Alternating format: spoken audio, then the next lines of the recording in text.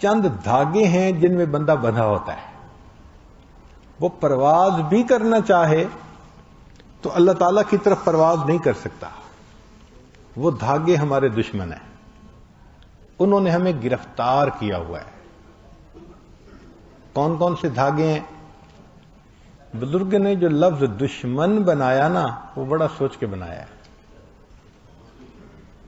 دشمن کے 4 حرف ہیں اور ہر حرف ایک دشمن کی نشاندہی کرتا ہے. تو دشمن کا لفظ ہی بتاتا ہے کہ دشمن کون کون سے ہیں. سب سے پہلا دشمن ہمارا دال سے دنیا، دنیا کی رنگینیاں. نبی اسلام نے فرمایا الدنیا حلوبۃ خضرۃ، بڑی میٹھی، بڑی سرسبز. صاف ظاہر ہے کہ میٹھی چیز کھانے کو زیادہ دل کرتا ہے. سرسبز منظر دیکھے تو انسان کا جی نہیں بھرتا. اسی طرح دنیا سے بھی دل نہیں بھرتا. جتنی اللہ دے دے اور زیادہ، پھر دے دے پھر اور زیادہ. چنانچہ فرمایا کہ انسان کا پیٹ مال سے نہیں بھرتا، انسان کے پیٹ کو قبر کی مٹی ہی بھرتی ہے. ایک جنگل سونے کا بنا ہوا دے دیں تو وہ تمنا کرے گا کہ ایک جنگل اور بھی ہوتا. ایسا یہ دنیا الجھا لیتی ہے. مسئلہ کیا ہے دنیا میں؟ لمبی امیدیں. میں جی فیکٹری لگانے میں مصروف ہوں، لگ گئی تو پھر میں آؤں گا مسجد میں. اب جی میں نے ایکسپینشن میں مصروف ہوں، اب ایک پلانٹ لگ گیا، اب دوسرے پلانٹ میں مصروف ہوں. ایک دکان کامیاب، اب دوسری دکان میں مصروف. ایک ملک میں برانچ کامیاب، اب دوسرے برانچ میں مصروف. لمبی امیدیں، اس کی حد نہیں ہے. تو لمبی امیدوں کی وجہ سے یہ بندے کو الجھائے رکھتی ہے، جس وجہ سے انسان موت کی تیاری نہیں کر پاتا. چنانچہ یہ دنیا دشمن ہے. پہلے دل میں آتا ہے کہ ہمیں پارلیمنٹ کا ممبر بننا چاہیے. پھر جب بن جاتا ہے تو پھر کہتے ہیں نہیں اب ہمیں وزیر بننا چاہیے. پھر وزیر بنتا ہے تو نہیں وزیر اعظم بننا چاہیے. حد نہیں ہے کوئی. اور اگر بن بھی جائے تو پھر کہتا ہے کہ ہمیشہ مجھے ہی رہنا چاہیے. انتہا نہیں ہے اس کی. تو دیکھیے کہ دنیا اس لیے دشمن بنتی ہے کہ وہ بندے کو لمبی امیدوں میں ڈال دیتی ہے، اور لمبی امیدوں میں پڑھ کے انسان پھر آخرت کی تیاری نہیں کر پاتا. تو جو چیز موت سے غافل کرے وہ دشمن. تو پہلا دشمن انسان کے لیے دنیا، اس کی جو چمک دمک ہے یہ بندے کو الجھائے رکھتی ہے. بندے کا دل کرتا ہے اور کمائے اور جائے، سمیٹے. ابھی سمیٹ نہیں پاتا کہ موت پہلے آ جاتی ہے، جانا پڑ جاتا ہے. تو پہلی دشمن ہمارے لیے دنیا. اسی لیے اللہ تعالیٰ نے جب سے دنیا کو بنایا آج تک دنیا کو اللہ نے محبت کی نظر سے نہیں دیکھا. وجہ کیوں؟ یہ اللہ سے بندے کو غافل کرتی ہے، اللہ کو بری لگتی ہے.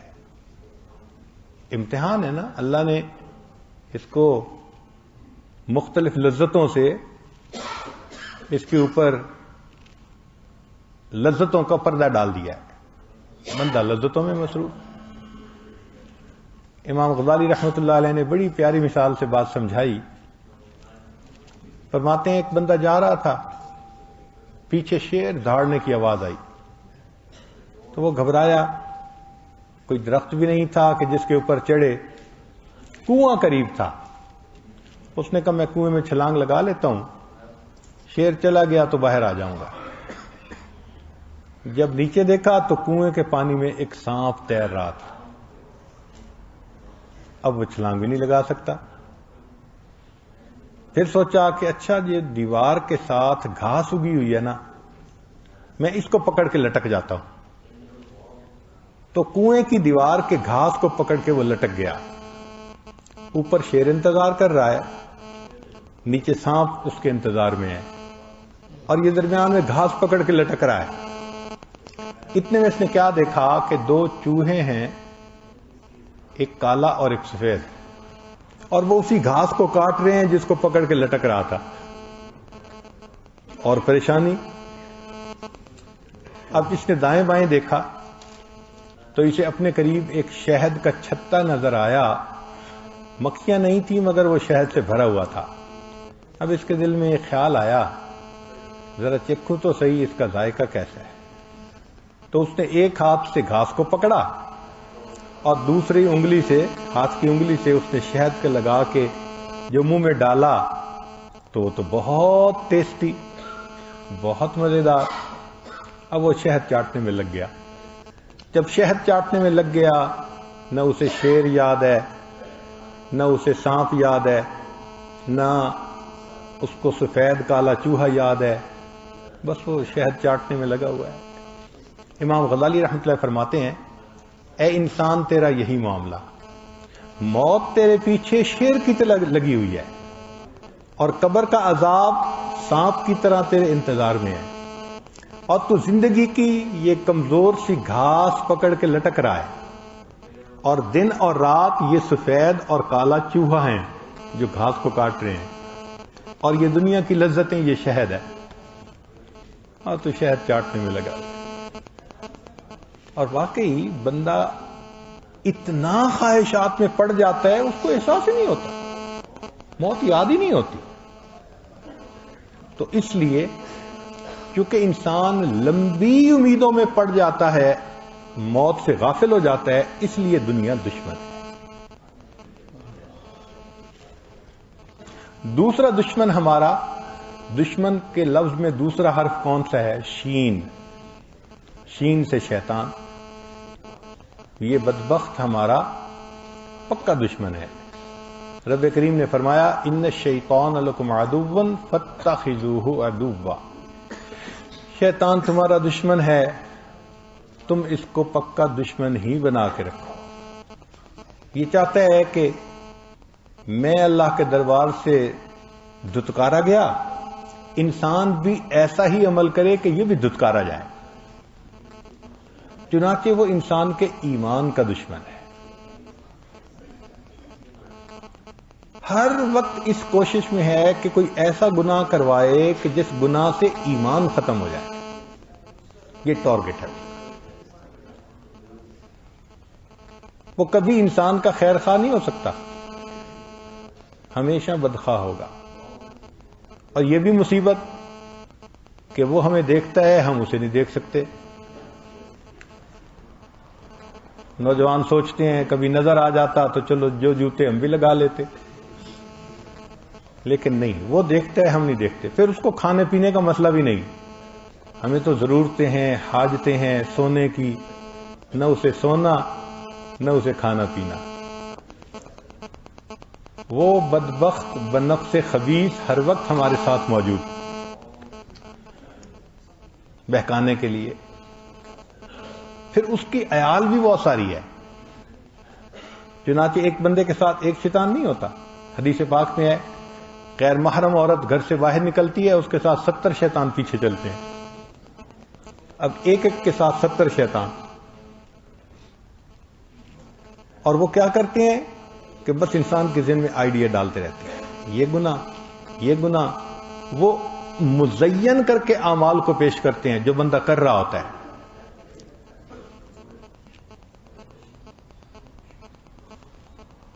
کہ تیری نیکیاں تو بہت اچھی ہیں، تو بہت کچھ کر رہا ہے. چنانچہ خواب میں کوئی اچھی صورت دیکھ لیتے ہیں اور خواب میں ان کو کہہ دیا جاتا ہے جی نبی علیہ السلام کی زیارت ہوئی، تو بڑے فریفتہ ہوتے ہیں، حالانکہ فرض نمازیں قضا ہو رہی ہوتی ہیں. اب جس بندے کی فرض نماز قضا ہو اور وہ خواب میں کسی اچھی صورت کو دیکھ کے یہ خیال کر لے کہ مجھے دیدار ہوا، اور اس پہ وہ اپنا مرید بن جاتا ہے، اپنے نفس کا مرید، خود دوست پہ فریفتہ ہوتا ہے، میں جی زیارت کر چکا ہوں. یہ خواب و خیال ہیں، حقیقت میں تو فرض ضائع ہو رہے ہیں نا. تو اس لیے شیطان دھوکہ بڑا دیتا ہے، کسی کو کسی طرح سے، کسی کو کسی طرح سے. اس لیے یہ ہمارا دشمن ہے اور ہمیں اس سے بہت زیادہ بچ کے رہنے کی ضرورت ہے، اللہ سے مدد مانگنے کی ضرورت ہے. حضرت اقرستانی رحمۃ اللہ نے فرمایا کہ اپنے دوست کے گھر کوئی ملنے کے لیے جائے تو کئی مرتبہ راستے میں ایک کتا بیٹھا ہوتا ہے. اب وہ دوست کے گھر نہیں جانے دیتا. دو صورتیں ہیں، ایک تو یہ کہ انسان کتے کو دیکھ کے واپس گھر آ جائے تو دوست کی ملاقات ختم. دوسرا یہ ہے کہ اس کتے سے لڑنے لگ جائے تو بھی وقت نکل جائے گا ہاتھ سے. اور ایک تیسری صورت ہے کہ اس دوست کو کہے کہ پلیز اس کو اشارہ کر دیں، تو وہ کتے کا نام لے کے پکارے گا. ہم نے دیکھا مالک جب کتے کا نام لے کے کہہ دیتے ہیں نا، وہ ایک کونے میں جا کے بیٹھ جاتا ہے. تو فرماتے ہیں کہ اس کا یہی طریقہ ہے کہ یہ شیطان اللہ رب العزت تک جو راستہ جاتا ہے اس راستے کا ایک کتا ہے، رکاوٹ ہے. ہم نہیں اس سے لڑ سکتے، اللہ سے ہم رجوع کریں، اللہ اس مصیبت کو یہاں سے نکال دیجیے، اللہ تعالیٰ اس سے جان چھڑا دیں گے. اس لیے رابعہ بصریہ اتنی خوبصورت دعا کرتی تھی کہ اے اللہ، جس طرح آپ نے آسمان کو زمین پر گرنے سے روک دیا، شیطان کو مجھ پہ مسلط ہونے سے روک دیجیے. کیا خوبصورت دعا ہے. اے اللہ، جس طرح آپ نے آسمان کو زمین پر گرنے سے روک دیا، شیطان کو مجھ پر مسلط ہونے سے روک دیجیے. تو اللہ تعالیٰ پھر روک دیتے ہیں. اس لیے فرمایا جب شیطان نے قسم کھائی تھی نا، میں بہکاؤں گا، سب کو ورغلاؤں گا، وَلَا تَجِدُ أَكْثَرَهُمْ شَاكِرِينَ، اللہ دیکھیں اکثر تیرے ناشکرے. اللہ نے فرمایا تھا کہ اِنَّ عِبَادِي لَيْسَ لَكَ عَلَيْهِمْ سُلْطَانٌ، شیطان جو میرے بندے ہوں گے نا، تیرا داؤ ان پہ نہیں چلے گا. تو اللہ بچا لیتے ہیں اپنے پسندیدہ بندوں کو شیطان کے ہتھ کنڈوں سے. تو اللہ کی طرف رجوع کریں، اور اگر اللہ کی مدد ساتھ نہ ہو، وَقَيَّدْنَا لَهُمْ قُرَنَاءَ فَزَيَّنُوا لَهُم مَّا بَيْنَ أَيْدِيهِمْ وَمَا خَلْفَهُمْ. پھر یہ جو قرین ہے نا، یہ برا ساتھی، یہ پھر اعمال کو مزین کر کے پیش کر دیتا ہے اور انسان کو خاسرین میں سے بنا دیتا ہے. تو شیطان سے انسان کبھی بھی مطمئن نہیں ہو سکتا.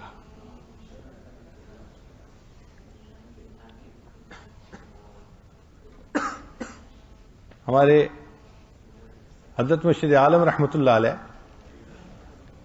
آخری وقت میں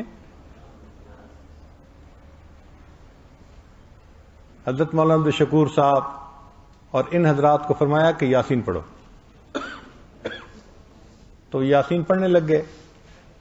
پھر کچھ طبیعت سنبھلی تو بتلایا کہ میں نے شیطان کو دیکھا، اس کو بھگانے کے لیے میں نے قرآن کی تلاوت شروع کروائی. آپ بتائیے، ایسے کاملین کے آخری وقت میں بھی یہ ٹلتا نہیں ہے.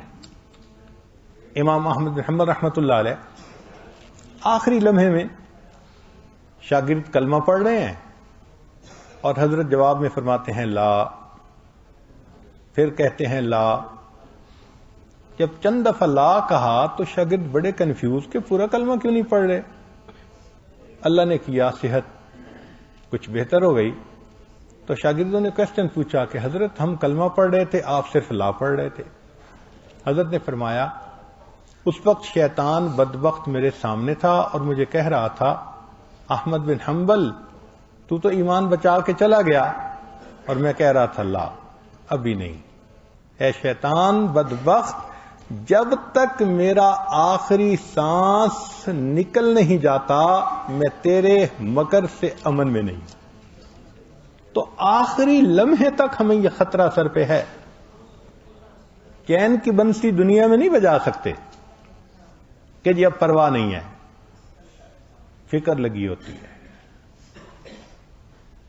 تو شیطان دشمن ہے، اس لیے اس سے بھی ہمیں محتاط رہنا چاہیے. تو پہلا دشمن دنیا اور دوسرا دشمن شیطان. تیسرا دشمن میم کے حرف سے بنے گا، اور میم سے مراد مخلوق. مخلوق سے کیا مراد؟ نفسانی محبتیں. کبھی ادھر پھنس گئے، کبھی ادھر پھنس گئے. اور یہ جتنی محبتیں ہوتی ہیں یہ سب انسان کو اللہ سے دور کر دیتی ہیں. سب انسان کو اللہ. اور یاد رکھنا کہ جو شخص ناجائز تعلقات میں گرفتار ہوتا ہے نا، اس پر جھوٹ کا دروازہ کھل جاتا ہے. وہ ایک جھوٹ بولتا ہے، اس جھوٹ سے بچنے کے لیے پھر کئی جھوٹ اور بولتا ہے، پھر اتنے جھوٹوں سے بچنے کے لیے اور جھوٹ بولتا ہے، حتیٰ کہ اس کو جھوٹی قسمیں کھانی پڑ جاتی ہیں. ہمیں ایک صاحب نے بتایا کہ میں فسق فجور کی زندگی میں تھا، تو میری بات نکل گئی، تو والد نے مجھے بلایا اور ڈانٹ رہے تھے اور مارنا چاہتے تھے، تو میں نے جھوٹی قسم کھا لی کہ میرا کوئی تعلق نہیں ہے. اللہ اکبر.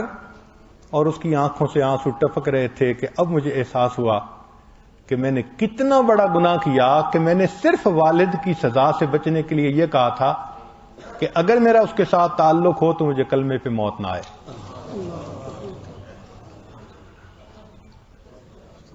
یہ ناجائز تعلقات انسان کو ایمان سے بھی محروم کر دیتے ہیں.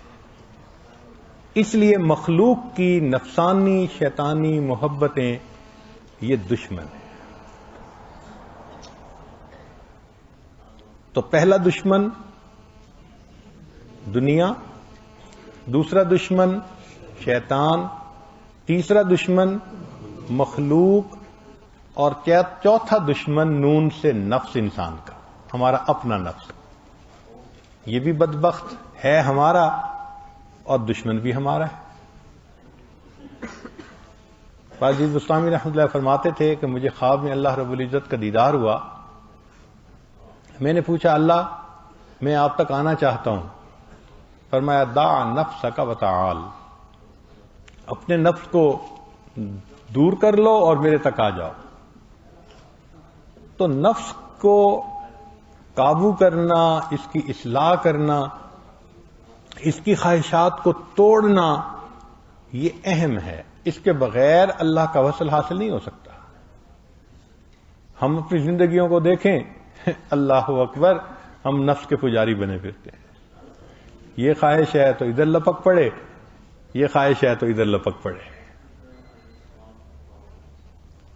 تو نفس کی اصلاح کیسے ہوگی؟ جس نفس کو ہم پال پال کے موٹا کر رہے ہیں وہ نفس ہمیں جہنم میں دھکا دینے کے انتظار میں ہے. تو نفس بھی ہمارا دشمن ہے اور یہ بڑا دشمن ہے. شیطان چھوٹا دشمن، نفس بڑا دشمن.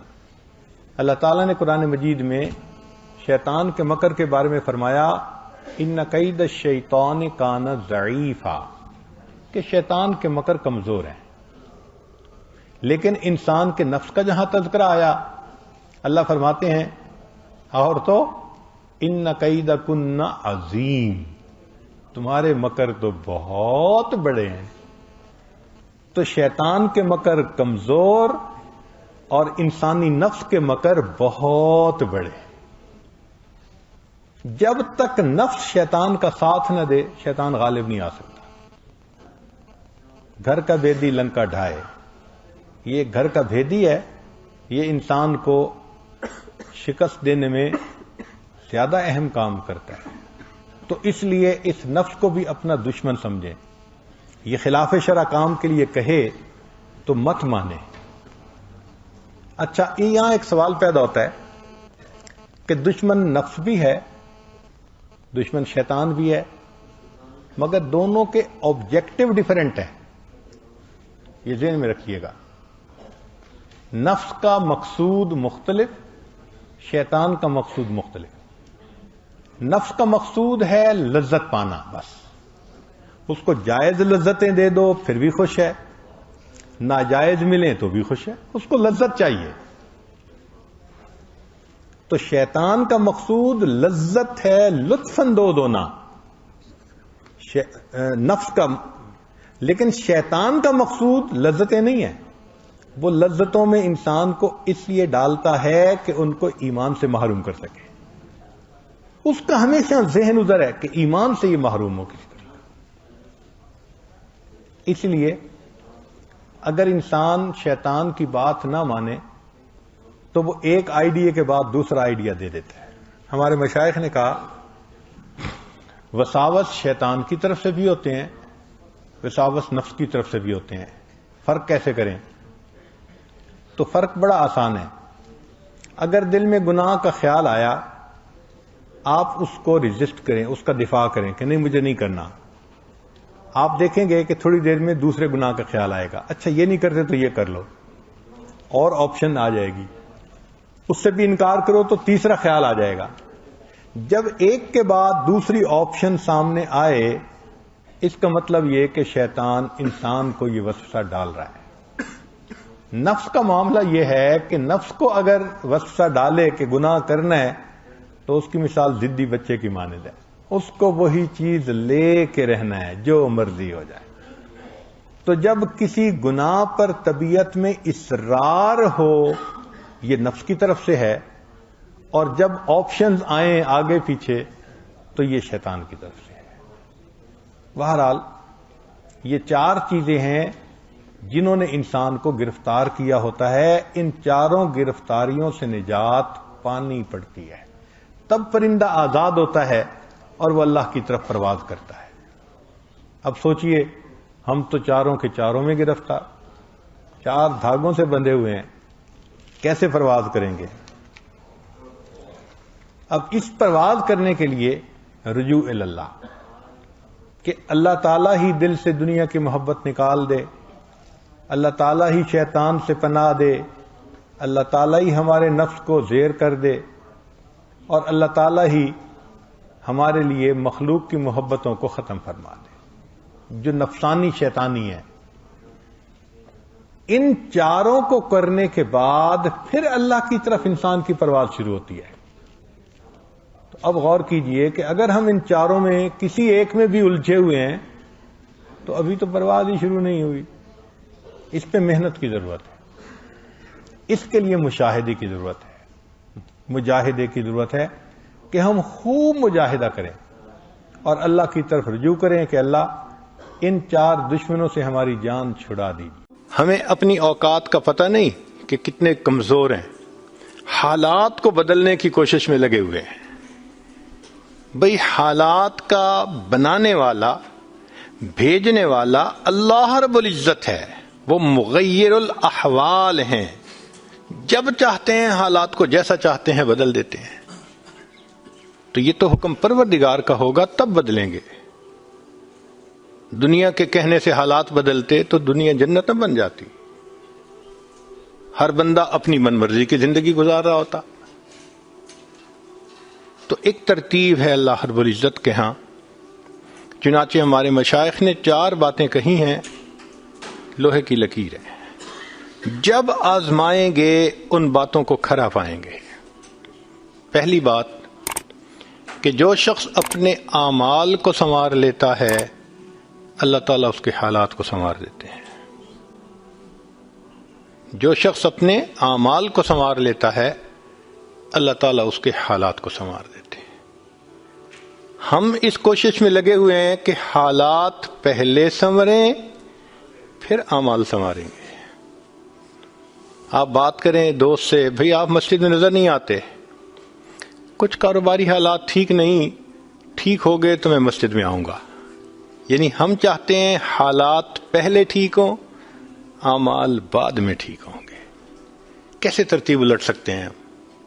چنانچہ جسے دیکھیے وہ اسی کوشش میں لگا ہوا ہے کہ پہلے حالات ٹھیک ہوں بعد میں اعمال ٹھیک کریں گے. تو ترتیب ہی الٹی ہم کرتے پھر رہے ہیں. اعمال کو جو شخص سنوار لیتا ہے اللہ تعالیٰ اس کے حالات کو سنوار دیتے ہیں. اعمال بگڑیں گے، حالات بگڑیں گے. جب کہا میں نے کہ یا اللہ تو میرا حال دیکھ، جب کہا میں نے کہ یا اللہ تو میرا حال دیکھ، حکم آیا میرے بندے نامہ اعمال دیکھ. ہم حالات کا تو شکوہ کرتے ہیں، اپنے عمل تو نہیں نہ دیکھتے. تو اعمال کو سنوارنے سے اللہ تعالی حالات کو سنوار دیتے ہیں. ہم اپنے اندر تقوی اور صبر و ضبط پیدا کریں. اللہ رب العزت ہر دور اور ہر زمانے میں تقوی اور صبر والے بندے کو فرش سے اٹھائیں گے، عرش کے اوپر بٹھائیں گے، تخت کے اوپر بٹھائیں گے. اب تقوی اور صبر کی طرف تو ہم آتے نہیں. چاہتے ہیں زندگی تو رہے جیسے ہم گزار رہے ہیں، حالات سیدھے ہو جائیں. کیسے حالات سیدھے ہو سکتے ہیں؟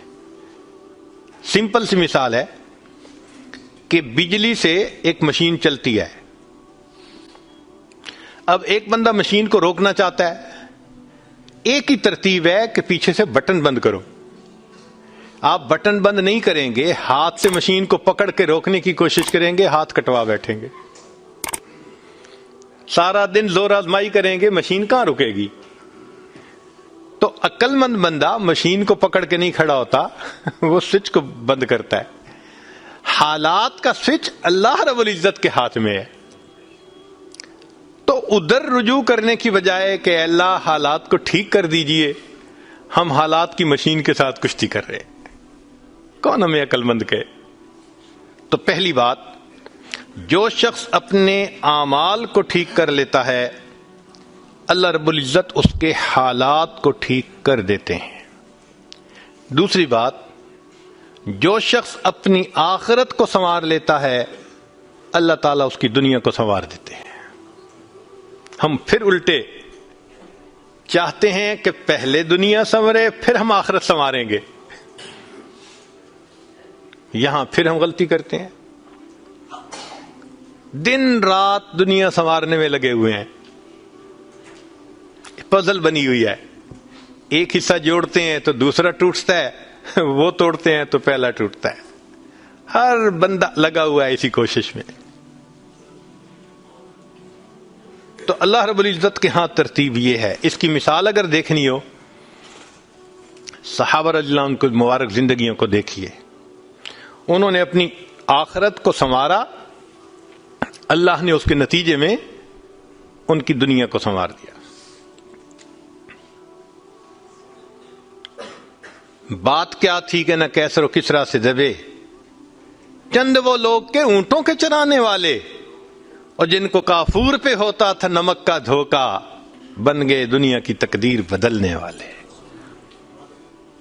انہوں نے اپنی آخرت کو سنوارا، اللہ نے دنیا سنواری. کیسے؟ اطمینان.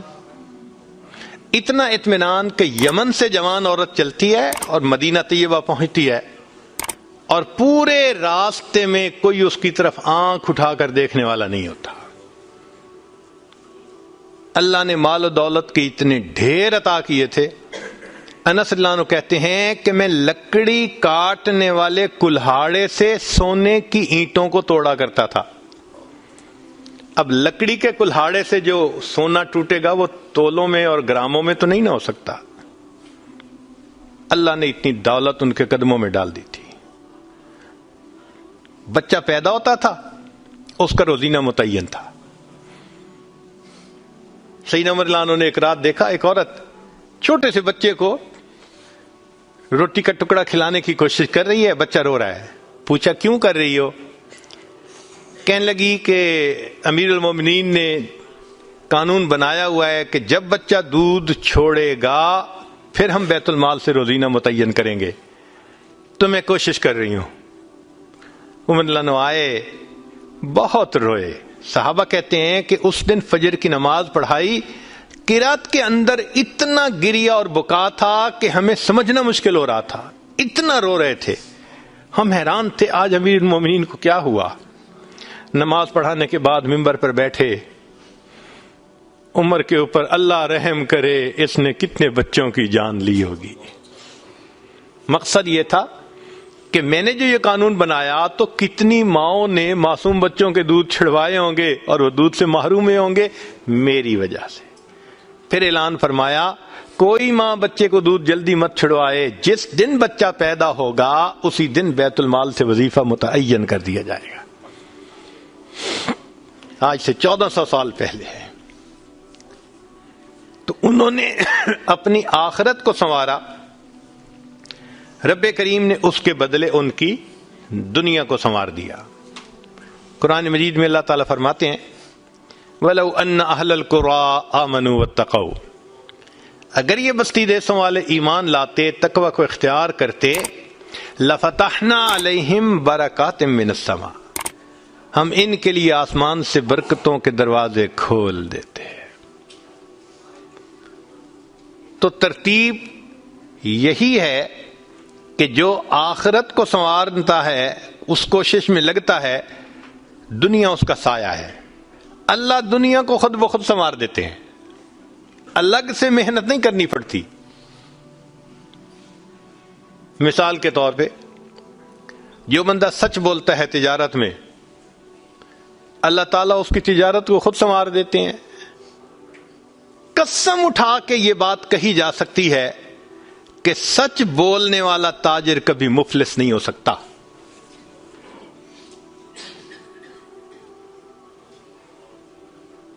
پاسبل ہی نہیں کہ سچ کی بنیاد ہو اور اس میں برکت نہ ہو. تو دو باتیں، جو شخص اپنے اعمال کو سنوارتا ہے اللہ تعالی حالات کو سنوار دیتے ہیں، جو اپنی آخرت کو سنوار لیتا ہے اللہ تعالیٰ اس کی دنیا کو سنوار دیتے ہیں.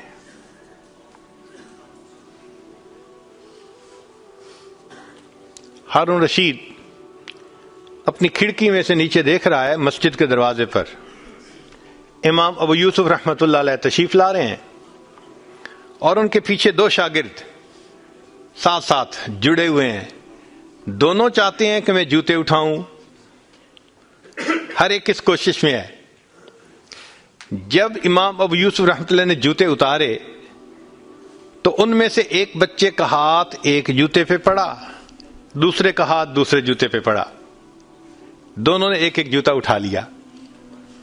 پھر انہوں نے فوراً آپس میں یہ طے کر لیا کہ ایک نے کپڑا بچھایا، رومال، ایک نے بھی جوتا ڈالا، دوسرے نے بھی اس میں ڈال دیا.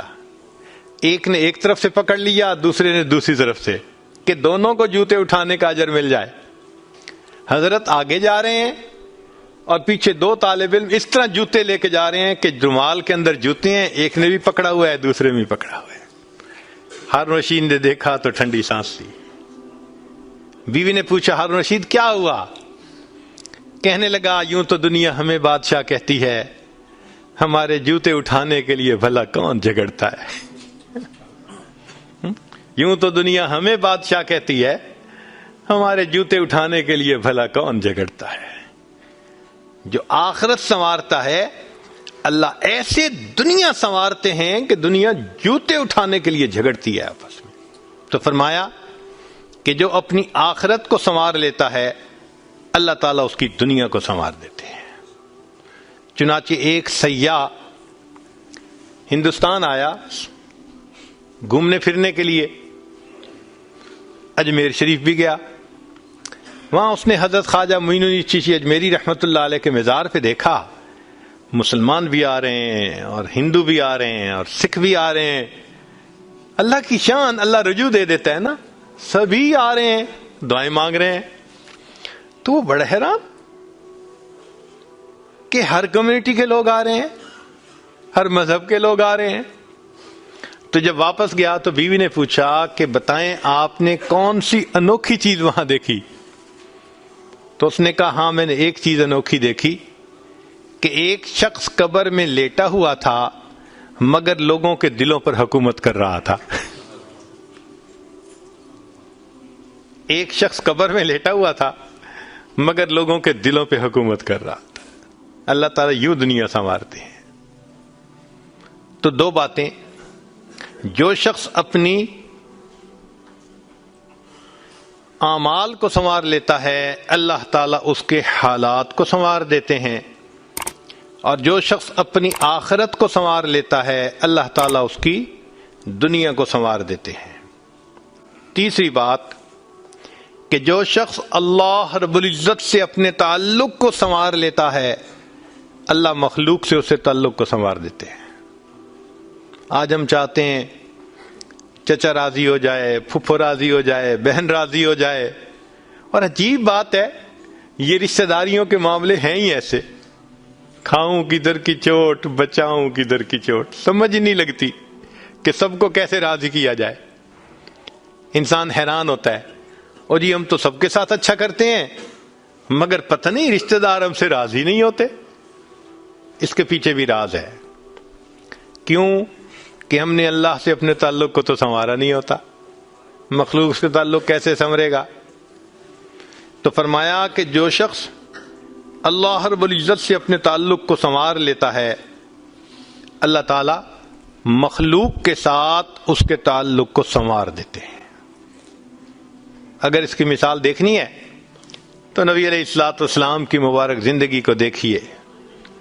ایک وہ وقت بھی تھا کہ جب اپنے رشتہ دار نبی علیہ الصلوۃ والسلام کو تکلیف پہنچاتے تھے، آپ بازار میں آگے آگے دعوت کا کام کرتے تھے اور پیچھے آپ کا چچا ابو لہب لوگوں کو کہتا تھا کہ یہ شخص غلط بیانی کر رہا ہے، تم اس کی بات مت ماننا، اپنے مخالفت کرتے تھے۔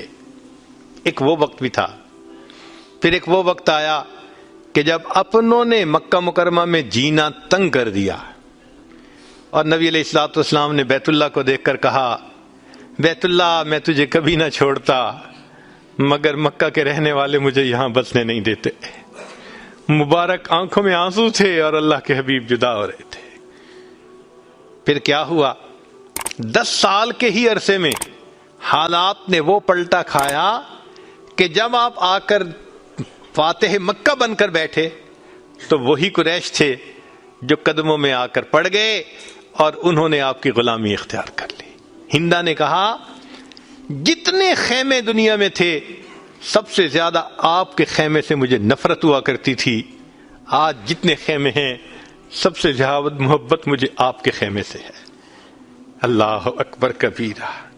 تو جو شخص اللہ سے اپنے تعلق کو سنوار لیتا ہے اللہ مخلوق سے اس کے تعلق کو سنوار دیتے ہیں۔ فضیل بن عیاض رحمۃ اللہ علیہ فرماتے ہیں مجھ سے جب بھی اللہ تعالیٰ کی نافرمانی ہوئی، مجھ سے جب بھی اللہ تعالیٰ کی نافرمانی ہوئی میں نے اس نافرمانی کا اثر اپنے ماتحتوں کے اندر دیکھا۔ یہ ریفلیکشن ہوتی ہے، ہم اللہ کی نافرمانی کرتے ہیں، اللہ مزہ چکھا دیتے ہیں کہ اپنے جو ماتحت ہوتے ہیں ان کو نافرمان بنا دیتے ہیں۔ اچھا بھائی تم ذرا اس کو ایکسپیرینس کرو ذرا۔ وہ جی کیا کریں، بیوی سنتی ہی نہیں ہے، حضرت بس اولاد افلاطون بن گئی ہے، حضرت بچے نے ذلیل کر دیا ہے۔ کیوں شکوے ہوتے ہیں ہمیں کہ ہمارے ماتحت ہماری نہیں مانتے جبکہ ہم اپنے آقا کی نہیں مان رہے ہوتے۔ فرماتے ہیں کہ جب بھی مجھ سے اللہ تعالیٰ کی نافرمانی ہوئی میں نے آزما کے دیکھا یا تو بیوی نے میری نافرمانی کی، یا میری اولاد نے میری نافرمانی کی، یا میرے نوکروں نے غلاموں نے انہوں نے میری نافرمانی کی، یا کم از کم میری سواری کے جانور نے میری نافرمانی کی۔ یہ ہے عدل کا بدلہ۔ اپنے آقا کی نافرمانی کریں گے اللہ تعالیٰ ماتحتوں کو نافرمان بنا کر دکھائیں گے۔ اس لیے اولاد کے شکوے کرنے کی ضرورت نہیں ہے، بیوی کے شکوے کرنے کی ضرورت نہیں ہے۔ سمپل سی بات ہے، اللہ رب العزت سے اپنے تعلق کو سنوار لیجئے، اللہ تعالیٰ مخلوق سے ہمارے تعلق کو سنوار دیں، سب کے دلوں میں محبت ڈال دیں گے۔ سیدنا امیر معاویہ رضی اللہ عنہ نے خط لکھا ام المومنین سیدہ عائشہ صدیقہ رضی اللہ تعالی عنہا کو کہ ام المومنین آپ امت کی ماں ہیں، آپ مجھے کوئی نصیحت فرمائیے۔ اور واقعی ام المؤمنین نے نصیحت کرنے کا حق ادا کر دیا. وہ نصیحت پڑھ کے پتہ چلتا ہے کہ انہوں نے نبی علیہ الصلوۃ والسلام کی صحبت یافتہ ہونے کا ثبوت پیش کر دیا. ام المؤمنین نے مختصر جواب لکھا. فرمایا دیکھیں، اگر آپ مخلوق کو خوش کریں گے، اللہ کو ناراض کریں گے، اللہ ساری مخلوق کے دل میں تمہاری نفرت ڈال دیں گے. یہ اندر سے تم سے نفرت کرتے پھریں گے. اور اگر تم اللہ کو راضی کرو گے، گو کہ مخلوق ناراض ہو رہی ہے، اللہ تعالیٰ اسی مخلوق کے دل میں تمہاری محبت ڈال دیں گے، یہ سب تمہارے دوست بن جائیں گے. تو اصل تو اللہ کو راضی کرنا ہے. تو فرمایا کہ تم اللہ سے اپنے تعلق کو سنوار لو، اللہ تعالیٰ مخلوق سے تمہارے تعلق کو سنوار دیں گے. تو اولاد کو نیک بنانے کا سب سے آسان طریقہ خود نیک بن جائیے. جو خود نیک بنتا ہے اور اللہ کے حکم کو توڑنے سے باز آ جاتا ہے، اللہ تعالیٰ اولاد کو مطیع اور فرمانبردار بنا دیتے ہیں.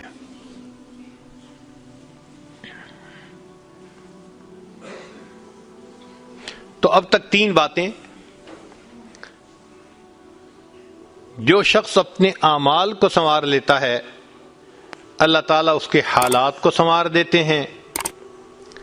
جو اپنی آخرت کو سنوار لیتا ہے، اللہ اس کی دنیا کو سنوار دیتے ہیں. جو شخص اللہ رب العزت سے اپنے تعلق کو سنوار لیتا ہے، اللہ مخلوق سے تعلق کو سنوار دیتے ہیں. حدیث مبارکہ میں ہے، جب بندہ عبادت کرتا ہے اور اللہ تعالیٰ خوش ہو جاتے ہیں، دعا جبرائیل، اللہ تعالیٰ جبریل علیہ السلام کو بلاتے ہیں اور بتلاتے ہیں کہ جبرائیل میں فلاں بندے سے محبت کرتا ہوں. تو جبرائیل علیہ السلام آسمانوں پر اعلان کرتے ہیں کہ آسمان کے فرشتوں، اللہ تعالیٰ فلاں بندے سے محبت کرتے ہیں. یہ اعلان سن کر سارے فرشتے اس بندے سے محبت کرنے لگ جاتے ہیں. پھر جبریل علیہ السلام زمین پر آتے ہیں اور زمین پر آ کر پھر اعلان کرتے ہیں کہ لوگوں، فلاں شخص سے اللہ تعالیٰ محبت کرتے ہیں. ثم یودع له القبول فی الارض، پھر اللہ اس شخص کے لیے زمین میں قبولیت رکھ دیتے ہیں.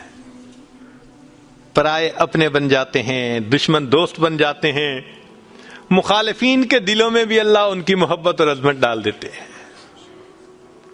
تو مخلوق سے تعلق سنوارنے کا یہ ہے سب سے بہترین طریقہ. کس کے پیچھے بھاگیں گے، کس کی منت سماجت کریں گے؟ بہتر نہیں کہ ہم ایک ہی کو منا لیں.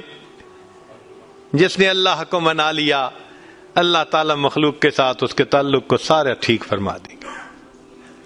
چوتھی بات کہ جو شخص دن کے اعمال کو سنوار لیتا ہے، اللہ تعالیٰ اس کے رات کے اعمال کو سنوار دیتے ہیں.